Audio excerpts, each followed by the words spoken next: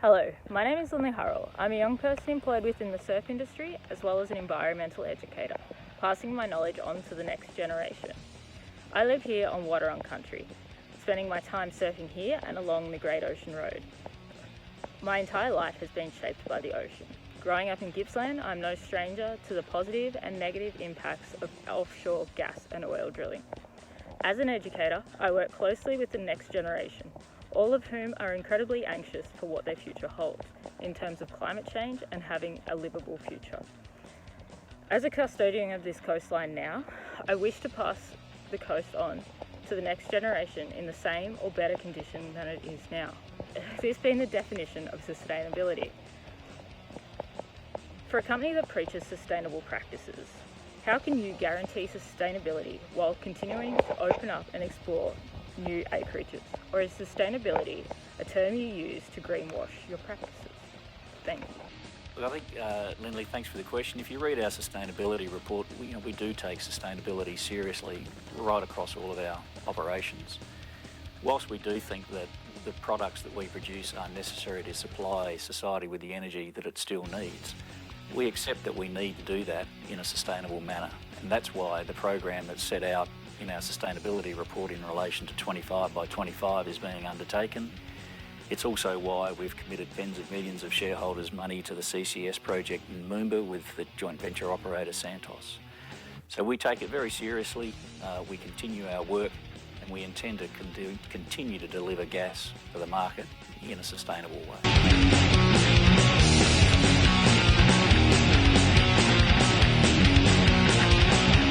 My name is Damien Cole. I'm a surfer from Torquay on Waterong country.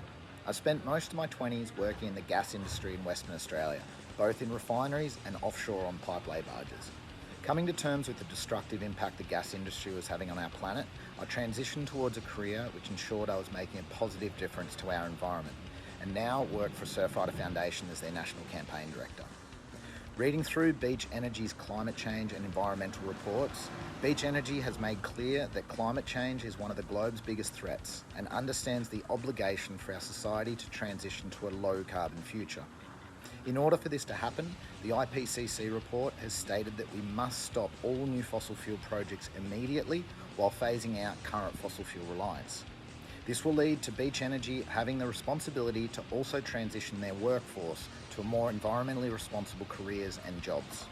So my question is, what plans does Beach Energy have to transition its workers to long-term, meaningful jobs to ensure that the livelihoods of its workforce is not jeopardised as you make the economically, morally, and most importantly, environmentally responsible transition away from gas?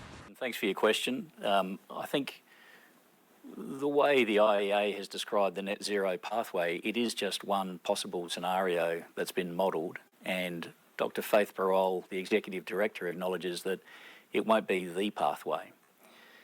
The IEA also acknowledges, as Dr. Birol said recently, that maintaining energy security is vital, and we see that as part of the role here at Beach Energy to avoid the spikes that you've seen in Europe and China in very recent months. We think our people are doing meaningful work. We think they are supplying energy to society in a way that has allowed society to grow tremendously in recent decades, both here and overseas, and the value of that work will continue. In terms of transitioning, we don't think those people need to transition to any other form of labour at the moment. They're doing great work, they're supplying the energy that the world needs, and they should continue to do that for as long as they feel as though it's a job that they want to be in. My name is Lisa Deppler. I'm speaking to you from the traditional land of the Gazad and the Eastern Mar people. I'm a member of OCEAN, which is Otway Climate Emergency Action Network. Methane gas has 80 times the warming power of CO2 over a 20-year period. At the recent Glasgow summit, it was widely accepted that cutting methane emissions is the fastest opportunity we have available to urgently slow global warming. And as a result, over 90 nations have pledged to reduce their methane use by 30% by 2030. The window for gas is quickly closing. My question to the board is this: how can Beach Energy justify spending new money on exploration and new assets that will likely become stranded in the foreseeable future. And with this in mind, what's stopping Beach Energy from diversifying their energy supply? Lisa, nothing is stopping us from doing it, other than we don't think it's in the best interests of members. I'm repeating answers to earlier questions, for which I apologise, but there is a common theme to the questions. We still see demand for our products moving forward. We accept that demand needs to go hand in hand with reducing our emissions, and that's what we're doing with the work that we've already explained. My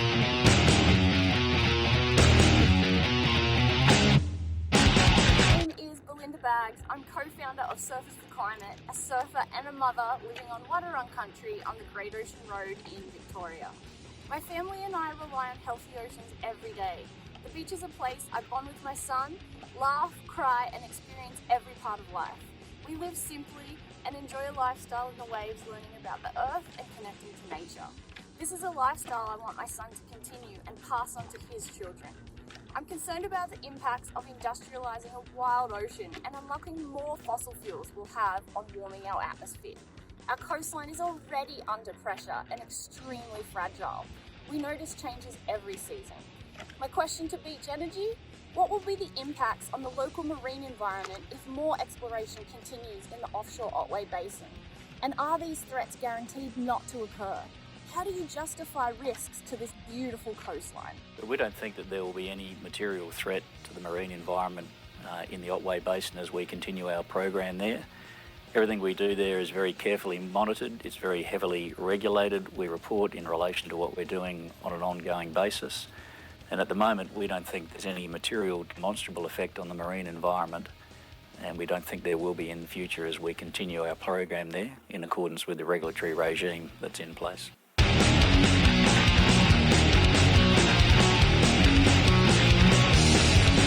G'day, my name is Heath Joskey from the Eyre Peninsula. I have worked in the prawn industry for the best part of a decade and was heavily involved in the fight for the bite, campaigning against Equinor's plans to drill for oil in the Great Australian Bight. I would much rather be fishing or surfing than here asking another company to abandon their reckless plans to blast the ocean with seismic testing again. I am aware of multiple crayfishing industries that have now disappeared after seismic testing took place in the waters around their fishery. We have seen multiple coincidences of whales washing ashore after the same blasts. We know it is horrifically damaging to plankton, the beginning of life in our oceans. It's no surprise, considering sonar communications are vital for so many sea creatures. Fishing commercially and recreationally is a job and pastime that runs generations deep throughout southern Australia, not to mention the tens of thousands of years it helped to sustain our Indigenous peoples. How can you justify blasting the ocean with seismic testing, potentially decimating fisheries and marine life as a whole for a resource that is being phased out and we may never even have to access? It seems you value gas more than food or fisheries. Heath, we don't value gas over and above food and fisheries. The scientific data doesn't suggest that seismic has an ongoing and lasting impact in the areas where we're undertaking seismic. I can tell you this is a topic that's dear to my heart. I have very significant industry positions in the seafood sector myself. I'm also chairman of an industry body here that controls the Spencer Gulf and West Coast prawn fishery. So it's front of mind for me all the time. But I think the two industries can coexist quite easily in a sustainable way, and the records show that that's what we've done.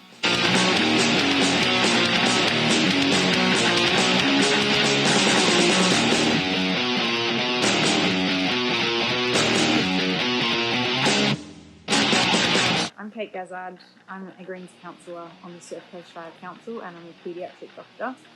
I live in Janjuk on Wadawurrung country, and I feel so lucky to be in this special place where the traditional custodians of the land have cared for this land for 60,000 years. We're already seeing the effects of climate change, and particularly I'm very concerned about the health effects of climate change with increasing heat waves, droughts, extreme weather events, which will be placing our highest risk and most vulnerable populations in jeopardy. And I know that the children are worried about their future children, adolescents and young people are worried about the planet that they're going to inherit. So my question to Beach Energy is, how will you mitigate the risks, the health impacts of climate change, while knowingly continuing to explore and produce new fossil fuels, which will continue to add to the 5 million deaths caused by climate change annually? Okay, we'll continue to do what we're doing today, and that is taking the issue of climate change very seriously and looking to reduce our emissions as we continue through the development of our projects. We're doing that by a series of things in relation to our operations, whether it's flare and venting management, whether it's leak detection and repair programs, changing out CO2 membranes at Bahara Springs in Western Australia. All of those projects matter, all of them reduce our carbon footprint, and as Mornay mentioned, the CCS project in Moomba will very, very materially reduce our carbon footprint.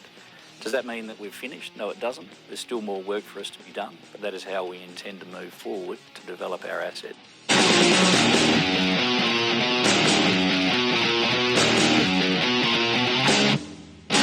G'day fellas, I'm Josh Kirkland, the CEO of Surfers for Climate. Beach Energy has a name that surfers certainly won't forget quickly. We live the best part of our lives on Australian beaches, and we're certainly more and more sensitive to what happens in our oceans that borders them. The growing surfing community, who we are representing, is concerned about the traditional lack of transparency when it comes to community consultation from fossil fuels companies when they explore off our coastlines. With the upcoming annual acreage release date looming, are you able to provide transparency right now on your plans regarding the Otway Basin?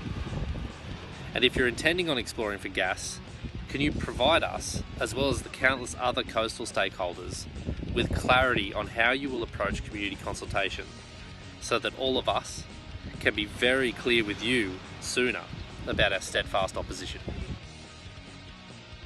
Josh, I can't say anything about the upcoming acreage release because I just don't know at the moment what our position is in relation to that acreage release.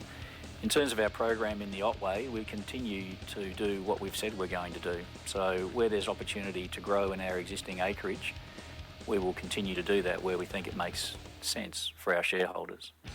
From the perspective of community consultation, we have a very strong relationship with the community in the Otway and in all of the basins in which we operate. It's important to us that we work with the communities in which we operate, and we don't see the Otway as any different to that in any regard. If you want further consultation with us, Josh, in relation to our operations, we're very happy to discuss that with you.